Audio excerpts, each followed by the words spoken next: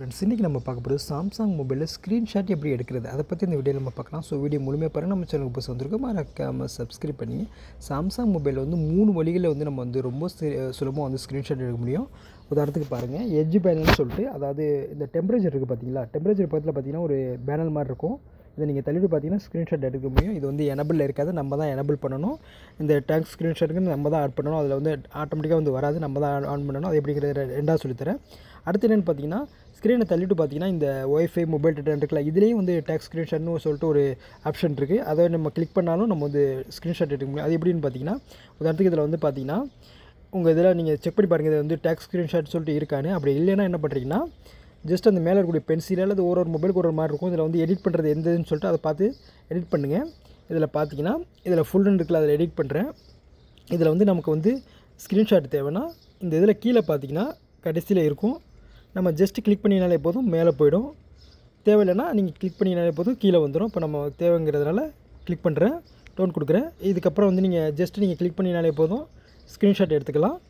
அடுத்து மூணாவது என்னென்னு பார்த்தீங்கன்னா, அந்த கையை வந்து வலது பக்கமோ அல்லது இடது பக்கமோ செங்குத்தாக வச்சு நம்ம இது நிறைய பேர் பண்ணிக்கூடிய ஸ்க்ரீன்ஷாட் எடுக்கக்கூடிய நடைமுறை தான். அந்த மாதிரியும் நம்ம வந்து ஸ்க்ரீன்ஷாட் எடுக்க முடியும். அது எப்படி பண்ணுறதுன்னா, அது எனபிள் பண்ணுற மாதிரி தான் இருக்கும். அதுக்கும் செட்டிங்ஸ் போகணும். மோஷன் கெஸ்டர்னு நீங்கள் சர்ச் பண்ணிங்கன்னா இந்த மாதிரி வரும். இதில் வந்து நீங்கள் வந்து எனபிள் பண்ணணும். கடைசியாக இருக்குது பார்த்தீங்களா, பலம் ஷிஃப்ட் டு கேப்சர், இது வந்து ஆஃபில் தான் இருக்கும், நம்ம தான் ஆன் பண்ணணும். ஆன் பண்ணினாலே போதும். நீங்கள் வந்து அதுக்கப்புறம் கையை வந்து வலது பக்கமோ அல்லது இடது பக்கமோ செங்குத்தாக வச்சு நீங்கள் ஸ்க்ரீன்ஷாட் எடுக்கும்போது ஈஸியாக எடுத்துக்கலாம்.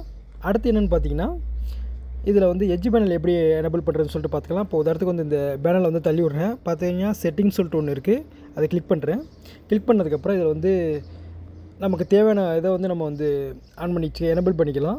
உதாரணத்துக்கு வந்து இப்போ நான் டாஸ்க்கு ஆப்ஸுங்கிறத எனபிள் பண்ணியிருக்கேன். நமக்கு இப்போ தேவையானது வந்து டாஸ்க்குங்கிறதுனால நம்ம வந்து டாஸ்க்கை மட்டும் கிளிக் பண்ணி அதில் டேக் ஸ்க்ரீன்ஷாட்டுங்கிறத வந்து நம்ம ஆட் பண்ண போகிறோம்.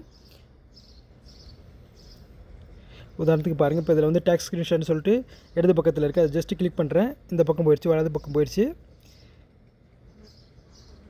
இதுக்கப்புறம் வந்து நீங்கள் ஸ்க்ரீனை தள்ளிவிட்டு பார்த்தீங்கன்னா நமக்கு வந்து ஸ்க்ரீன்ஷாட்டுங்கிறது வந்து காட்டும். இதில் வந்து நீங்கள் வந்து எத்தனை இதை வந்து எனபிள் பண்ணிக்கலாம். உதாரணத்துக்கு வந்து இதில் வந்து டாஸ்க்கு நிறையா ஃபங்க்ஷன் இருக்கும். உதாரணத்துக்கு காட்டுறேன் பாருங்கள். செட்டிங்ஸ் போகிறேன். இதில் பார்த்தீங்கன்னா டாஸ்க்கு, ஆப்ஸு, பீப்புள், இந்த மாதிரி நிறையா ஆப்ஷன் இருக்கும். நீங்கள் இதில் எல்லாம் எனபிள் பண்ணி வச்சிருந்தீங்கன்னா, உதாரணத்துக்கு காட்டுறேன் பாருங்கள். ஸ்க்ரீனை தள்ளி விடும்போது எத்தனை தடவை நீங்கள் எதெல்லாம் எனபிள் பண்ணி வச்சுருக்கீங்களோ அத்தனையும் வந்து இதில் வந்து ஒன்று ஒன்றா காட்டிகிட்டு இருக்கும். உங்களுக்கு தேவையானது மட்டும் நீங்கள் எனபிள் பண்ணுறதாலும் பண்ணிக்கலாம். இதில் நீங்கள் ஸ்க்ரீனில் தள்ள ஒன்று ஒன்றா மாறிட்டே இருக்கும். நமக்கு தேவையானது வந்து இப்போ வந்து டாஸ்க்குங்கிறதுனால அதை மட்டும் நம்ம எனபிள் பண்ணுறதாலும் ஒன்று மட்டும் பண்ணுறதாலும் பண்ணி வச்சுக்கலாம். இதில் நீங்கள் வந்து டேக் ஸ்க்ரீன்ஷாட்ங்கிறது வந்து நீங்கள் ஆட் பண்ணினாலே போதும். இடது பக்கத்தில் தான் இருக்கும், நம்ம தான் வந்து அதை ஜஸ்ட் கிளிக் பண்ணினாலே போதும், வலது பக்கம் வந்துடும். அதுக்கப்புறம் நீங்கள் வந்து ஸ்க்ரீன்ஷாட் வந்து எடுத்துக்கலாம். இதில் வேறு ஏதாவது டவுட் இருந்தால் கண்டிப்பாக கேளுங்க, சொல்லித்தரேன். ஓகே, தேங்க்ஸ் ஃபார் வாட்சிங்.